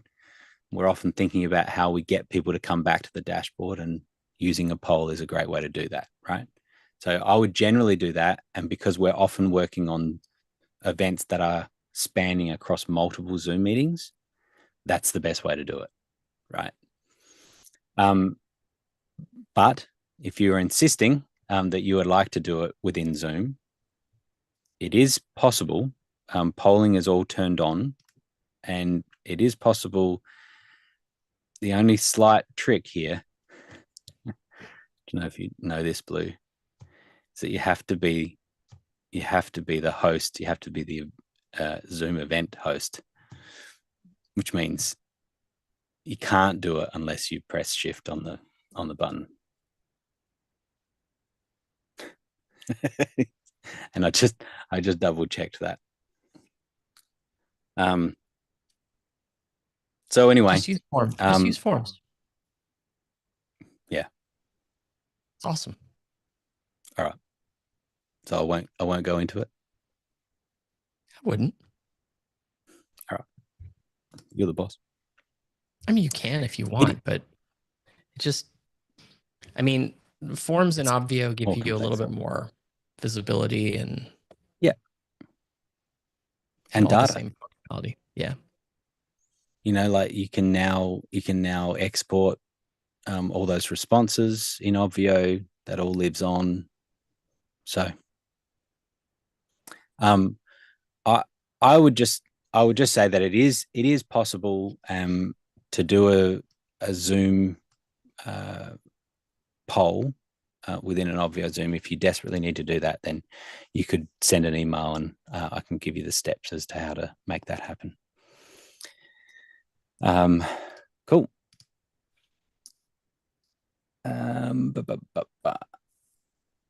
Is Heather still with us, asking about some cameras? Nope. It's going to be a bit tricky, I think. I have two cameras. I wanted to ask on what the best camera is and how to set it up for the web going live. I think that's going to be difficult without her here, so we'll skip that one. Terry is also saying, what can you tell me about broadcast to YouTube feature? Is that a thing? Yeah. So we're doing it in this meeting as a host, as the host, the first person that launched the meeting. There's an extra option often in the more section of Zoom that says live stream. And then it gives you a few options of where to live stream. One of those is YouTube. You click that, it launches YouTube and asks you to log in and pick which YouTube account it is. And then it starts, and now you're live streaming. Now, we tend to not use that for events because we want everyone in Zoom and we want everyone going through Obvio and experiencing all of that. This particular meeting is a good use case so that we're just using YouTube as a recording mechanism. Makes it super easy because it's live there now. When this meeting ends, I don't have to do anything because it's already there. It's already in the YouTube playlist. And so for certain meetings, you might find that that's really handy. So rarely, like sometimes someone will stumble across the YouTube channel, but we're not monitoring anything there while it's live. So that's why we use it. And it's very straightforward it's just a standard Zoom function. Martin, I'd like your ideas on setting up music during breaks. Contemplative moments during my event. I am a one-man show with music files on a PC. It seems Obvio Zoom does not allow for apps like Zoom Music. So I'd like to know. Yeah. It's not necessary. Is Martin with us still? Oh yeah. Hey, Martin. Barely. I was about to log off because I have an event in 25 minutes. Okay. So the easiest way is to share. When you go to the share function or the share screen function, you can go to advanced and then just share computer audio. Right. So now it's not sharing your screen, but it's sharing whatever you're playing on your computer at the time. That is by far the easiest. And so the way that you're often seeing us doing things is sending it through our microphone input. And so then you need to have original sound for musicians turned on so that the music will play properly. If you don't need to do any of that, the other way I've done it too is on a separate computer that is just sharing its sound, and so now it's just there, and I've got whatever music program, all the music that you want to play. You share it, you screen share, but it's actually advanced and share computer audio only. And now away it goes. Now, some people also might use that as a countdown. And if they want the countdown as well, then they might share their screen that has a YouTube video of a 20-minute countdown or something. Share that, hit the button that says share music, share audio as well. And now you've got music playing and you've got a countdown. Away it goes. I was about to ask the countdown question. So that's people are Right. using the videos, or like I go to Google and say, give me a 5-minute countdown timer, and it'll do that. Okay, Yep. so because the apps are disabled. Okay. Any things, recommendations on? I mean, I just use the old Windows Media Player, but it's like I was trying to get smarter because I have like 5 types of music I'm playing, and it's really weird to go to this screen, find the thing, double click, play the music. I mean, I did it for our first event, and it was really clunky what I was doing. Right. But I thought there's a smarter way of handling that, and I figured Justin might unmute and tell me that, because Justin knows a lot about what I do, if there's like another way I should rethink this. Got some ideas, I'm Justin. calling you out, Justin. He'll have 20 ways of doing it. I know, and I'm going to bet Grant is going to probably give you the same ways if he was speaking here. There's VLC as a media player, allows you to do playlists that you could launch into. Might be an easier way just to see them in the same screen there. It could be still the Windows Media Player and just putting side by side with Media Player and your music, so it's easy enough to see all the files and click on them. There's also eventing software, so just kind of depends a little I like bit your idea on. of VLC because the Windows Media Player is old and doesn't let you do playlists. You have to click on stuff. I was going to I don't mind paying for up to $100 for something. I just don't like to do the research to go find the right thing when I feel like thousands of years of event knowledge in this community that knows the best thing. So just tell me what to get. And VLC is free.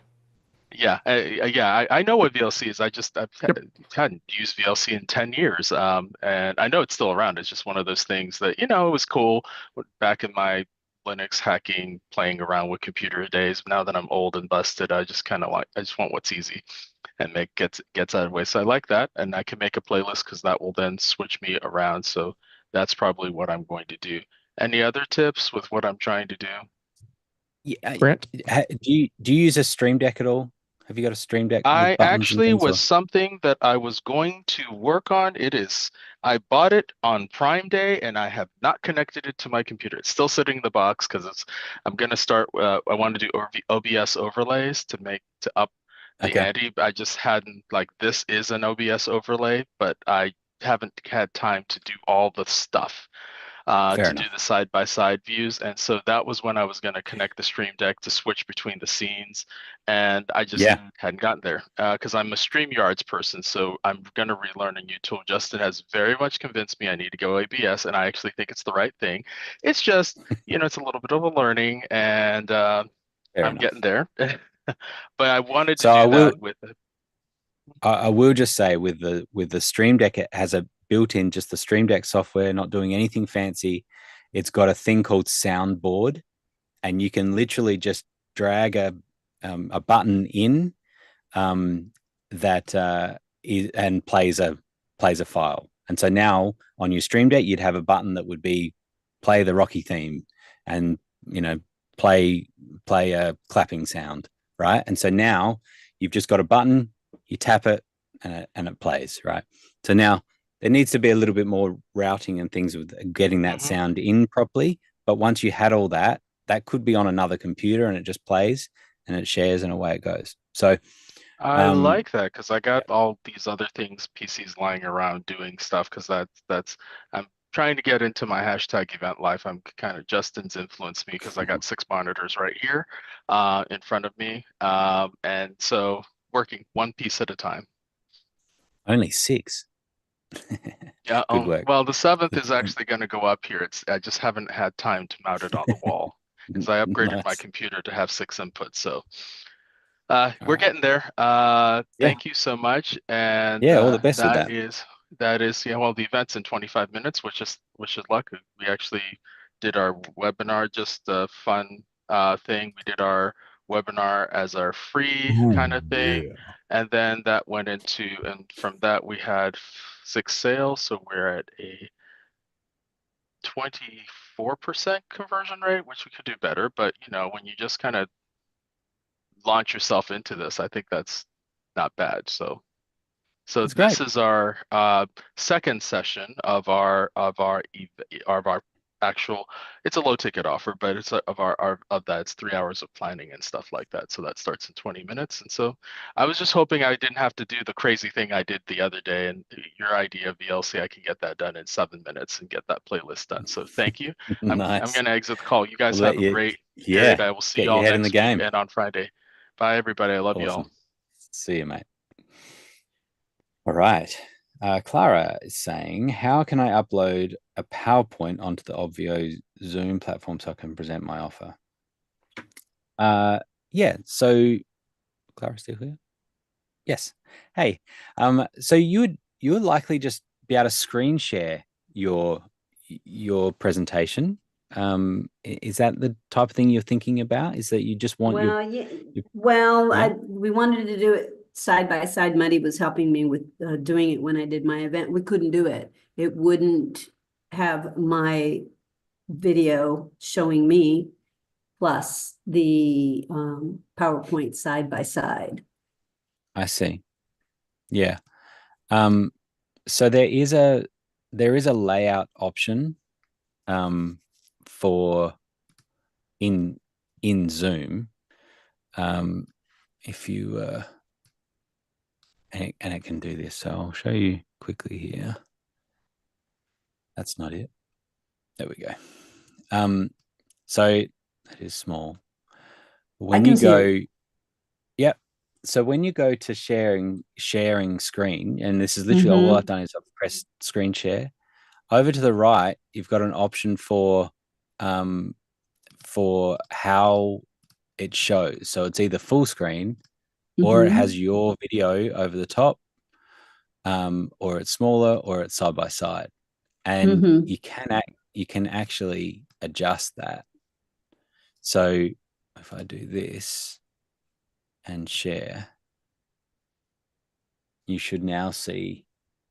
Hang on, let me make that a bit clearer for you. Okay. You should now see me and my screen share, right? So what I'm sharing.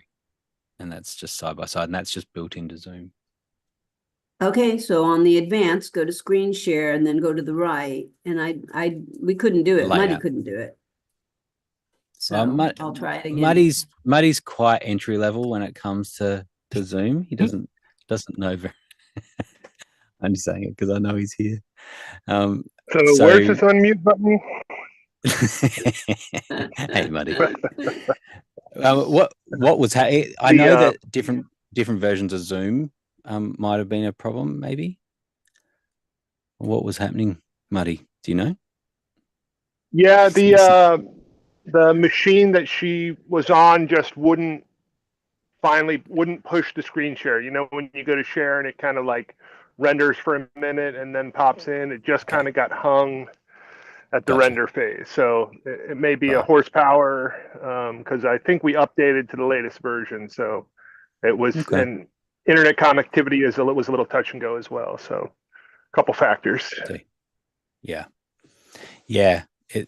That makes a lot of sense. And so testing on a couple of different devices might be the way to go. But that is the built-in functionality for it.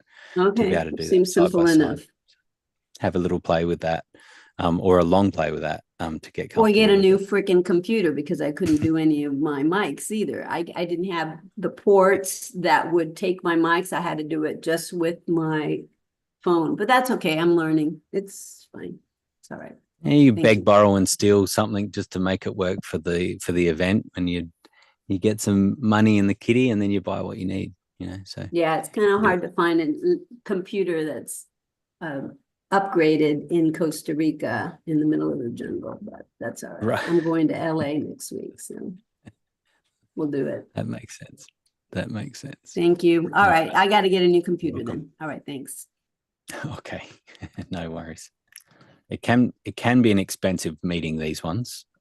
Like, I'm sorry about that for people. It can be. You should buy this. Great. Carolyn. We already asked that one. And Jimbo, another basic question. Jimbo still here? Hey. I am. Yeah. I'm just trying to figure out, like, I've got the template, but how do I edit the template? I know I've got to be missing something so basic, but essentially this is my template, right? Do you design it here? Like, it doesn't seem like this is the same as this. Does that make sense, what I'm asking? It does, yeah. So Jimbo, what you did, it really actually is the same, which I know is hard to believe. So if you go back to template, so what I would do if I was you, is have you done anything else on the template side of things? Okay, go to event and then go to templates. All right, and I don't know if this has been fixed. Just go to any one of the other templates and click select. Okay. Okay, click change my template. All right, now go to Town Hall, and which is the one you selected on the far right, and click start. Click start with demo sample data. Okay. And now click select. So when you selected the template for the first time, you just selected and said start with an empty template, which makes it a little bit harder because you have to know what's there. But now go to design and dashboard. Okay. Cool. So now what you can do is you can hover anything that you see, you can hover over and you click the gear and start editing rather than having to figure out where everything is. That'll make your life a little bit easier. Will make my life a lot easier. All right, thank you. That makes a lot of sense. It was you can get a little bit lost in that when you're getting and looking at the demo views of things. So cool. We have got to the bottom of the list of questions. Is there any other? Hey, Jane. Hi there. And Grant, before we take Jane's question, can we swing back to the YouTube streaming real quick? Because I had a question for you. Is it still true that when you stream directly from Zoom to YouTube, that the view you see in YouTube follows whatever the host view is, either speaker view or gallery? Yep, it is. But a nice little trick is the newer view, which is multi-speaker, is kind of the best of both worlds, right? Because essentially what I'm looking at is, and I'm the host, what I'm looking at is a gallery view down the bottom and a kind of active speaker view at the top. And so now I'm seeing Blue and Justin at the moment in larger. And that is what gets streamed, not the gallery view, but the kind of active speaker. So I find that multi-speaker is a good way to send out, because often I want to see the gallery view, right, when I'm talking, so I can see everyone. But when we did that, that's what went to Zoom. That's what went to YouTube, is the gallery view, and that's not great. But multi-speaker actually sends active speaker through to YouTube. So, and for those that may not know where that's at, on the upper right of your Zoom is a button that says View, and under there you can change to multi-speaker. Yep. Thank you, Grant. Sure. Actually sends. Yeah. Cool. Jane, take it away. Okay, so I was here for part of it when somebody was trying to sync Go High Level with Obvio, but how do I do that? Okay. It was at the very first. Well, And then also, yeah. what? Also, I'm in Jason and Adam's funnel building group, and so I'm building my funnels in ClickFunnels. So how do I import that into the sales page? How do I import my sales page into Obvio? And that can be next week. So I actually think the question that you're asking, I understand what you're asking. I think I understand what you're asking. I think you're just using different words than what I would use to ask the question. Oh, well, I'm sure I don't know anything about technology. No, I know. So here's what I'm going to start with. If you're working with Jason and Adam, you guys are working inside of ClickFunnels 2. If you're working inside of ClickFunnels 2, there's no reason to sync Obvio and Go High Level, because you want ClickFunnels 2 and Obvio to talk to each other. Okay, so that's the answer to your first question is that you don't actually want to do that, because but my people are in all my contacts, like 600 or 700 are in Go High Level. I understand, and I'm only using ClickFunnels. But your sales are going through ClickFunnels. Oh, well, I don't know. I just have ClickFunnels because Adam told me to buy it, and so that's why I have a ClickFunnels. And then Go High Level was with another computer person who said, I'm using Go High Level. So I have Go High Level, ClickFunnels, Obvio. Well, if it makes you feel any better, I have MailChimp, Go High Level, Active Campaign, Entreport, Keep. I used to have Keep. I got rid of Keep. Yeah, I have ClickFunnels. I've got Samcart. I've got, I don't know, Swizzle. I have like 17 different CRMs. All that. I don't. So here's you really don't. So here's the thing, and I don't use them all either, Jane. Here's what you need to figure out, okay? And then once you figure this out, and you should talk to Jason and Adam about this and determine what you're doing, because if you're working with Jason and Adam, they're probably going to lean you into ClickFunnels because that's what they know and that's what they teach. So you have to figure out where you're going to sell your tickets. Are you going to sell them on Go High Level? Are you going to sell them on ClickFunnels? Are you going to sell them inside of the Obvio marketplace? I don't care which. I would There's like no to sell wrong them answer in here. Obvio. Sir? Okay. There's no wrong answer, by the way. Like there really isn't. And I'm not, if you want to sell them in we sell our tickets in ClickFunnels, and I own Obvio. So that tells you how little it matters to me where you sell. The easiest. I would like to have the easiest place. Well, so the easiest place is the place you have to learn the least. So what platform do you know the best? None of them. None of them. Okay. But you have all of your contacts inside of Go High Level. Yep. And that's and where I have my funnel. Hold on. And that's where you're emailing people from, right? I'm not emailing them, but I should be, but I'm not. I'm not Okay. nurturing How them. about this? When you email them, because at some point, now that you are hosting an event, you're going to email your attendees at some point. I When hope. you, well, I do I mean, have a new VA. I have a new VA as of yesterday. okay, so your VA is going to email your attendees, or your Hopefully. contacts. Yes. And if she Hopefully. doesn't, you should fire her. Okay. Oh, So I already fired are you two. going to email them from Go High Level, or do you think you're going to move everything into ClickFunnels? I don't know. I need to ask my VA, like, what do they use? I just hired them yesterday. So I guess I need to ask them what they use. Yeah, I would. Wouldn't I that be would.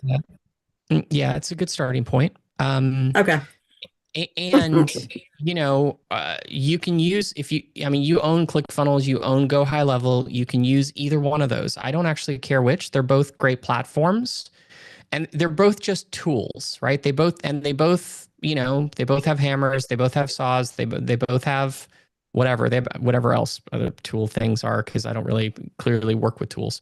But anyway, it doesn't matter to me where you use it. So if you're working with Jason and Adam and they're helping you set up funnels, which are sales pages, you're probably going to wind up in ClickFunnels.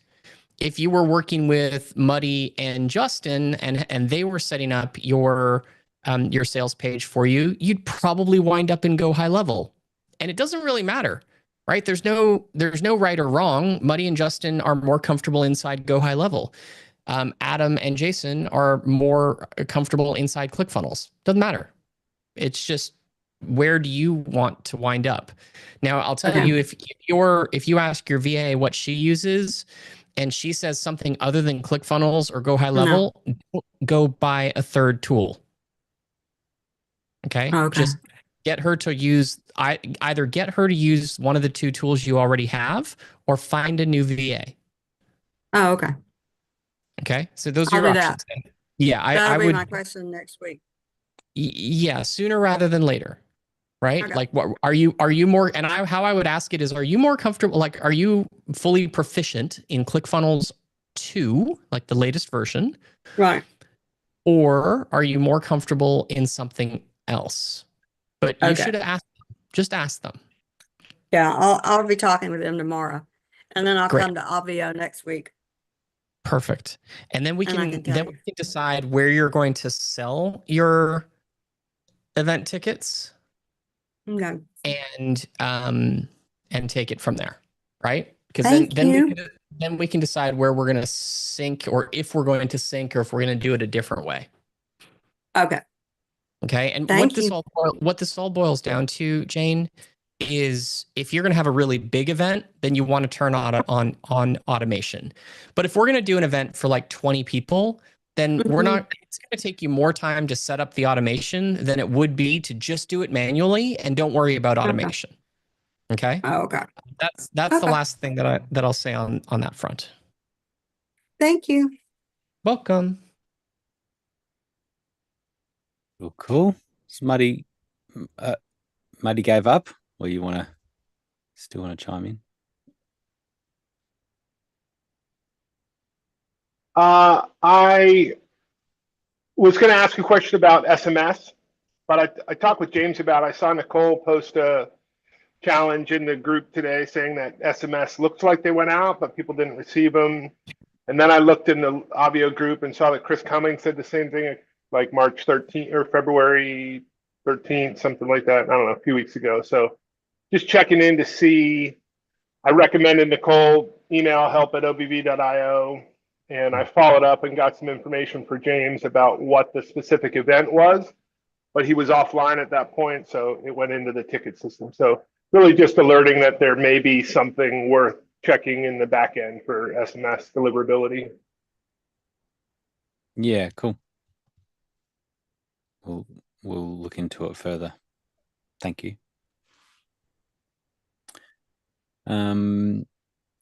Anyone else? Last minute questions. It's been a good one. Good questions. No.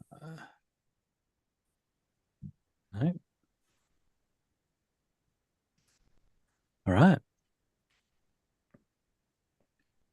Well, oh, Kevin, what have you got?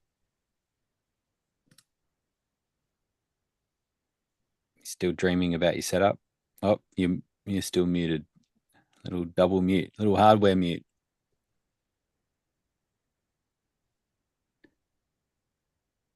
Can't hear you. No. I guess the tip will be if you want to do some remote bands and things with multiple microphones and things, that you'll get a handle on unmuting your own mic. Yeah, probably need to do that. Oh, you got it. Can you hear me now? You got it. I gotcha. Okay. Yeah. Mike, just a question. I put it in the chat, but is there a way to possibly to lock the speaker or a multi-view for participants? Like they only give them just those two options?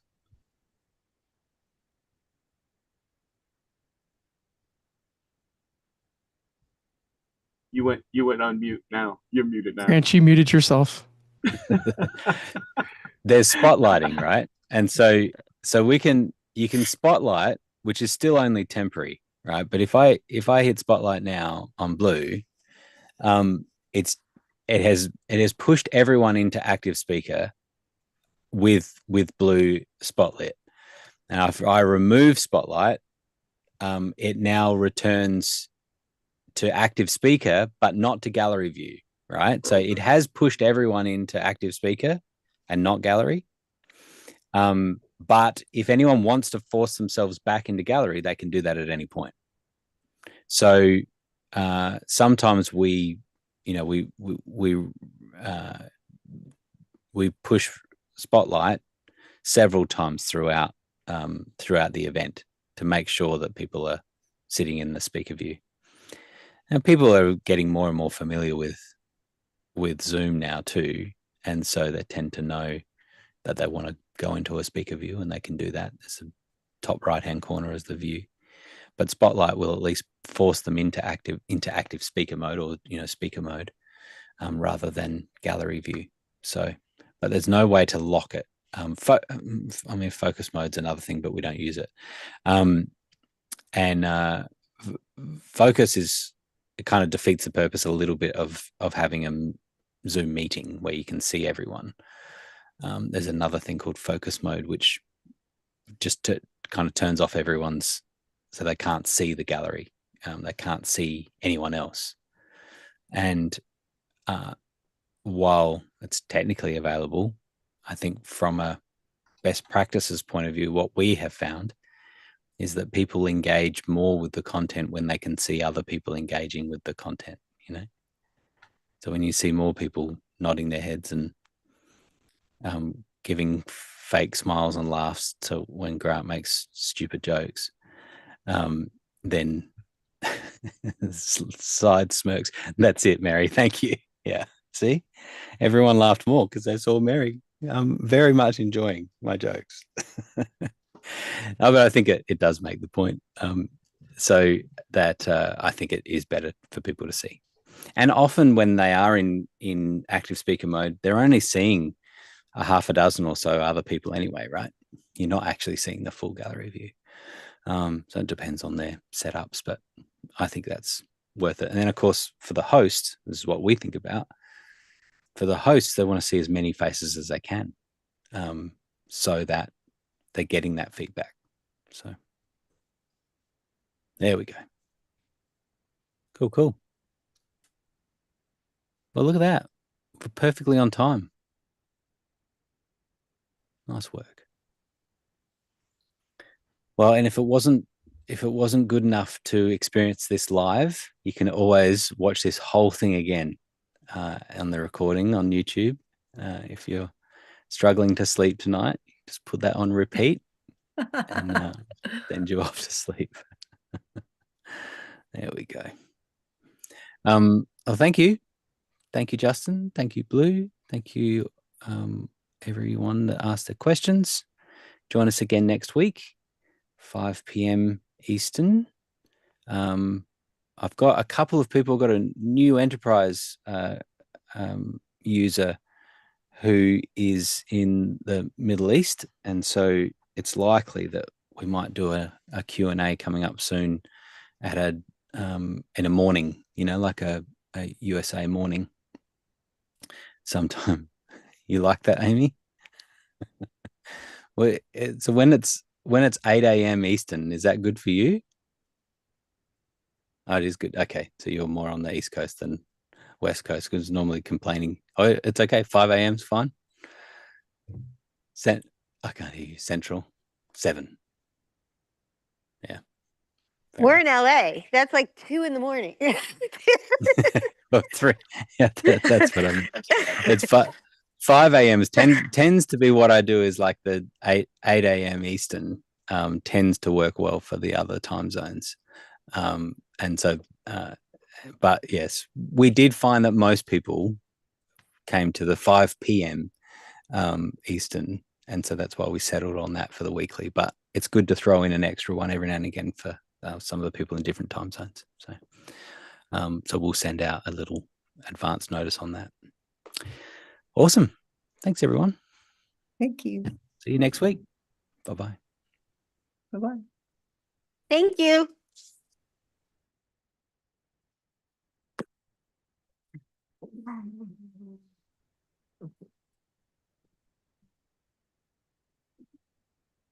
Hi, baby. Hi, Boochie. Okay.